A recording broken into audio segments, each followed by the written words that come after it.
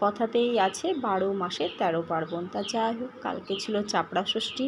আর চাপড়া ষষ্ঠীতে তো ভাত খাওয়া যায় না, তবে এক একজনের এক এক নিয়ম। যাই হোক, সর্ষের তেলে তেজপাতা, শুকনো লঙ্কা আর একটু জিরে ফোড়ন দিয়েছি। তারপরে আলু পটলটা দিয়েছি, আলু পটলটা একটু ভেজে নিয়ে আদাটা দিয়েছি, আদাটা কুড়ে দিয়েছি। আর এই যে এখানে মুগের ডাল ব্যবহার করেছি।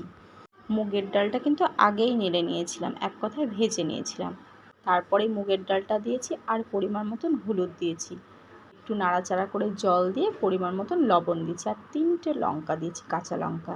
আর প্যাকেটের যতই জিনিস হোক না, ধুলোটা থাকেই, নোংরাটা থাকে, তাই ভালো করে ধুয়ে নিয়েছি।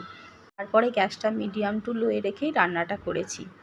আর বাদামটা তো আগেই ভেজে নিয়েছিলাম। আর এই খাবারটা না তোমরা একাদশীতেও খেতে পারো। এই যে আমি সর্ষের তেল ব্যবহার করছি, এই সর্ষের তেলের বদলে সাদা তেল বা ঘি ব্যবহার করলেই খেতে পারো। আর আমরা যা হেলথ কনসাস, এই খাবারটা খেলেও কোনো ক্ষতি নেই।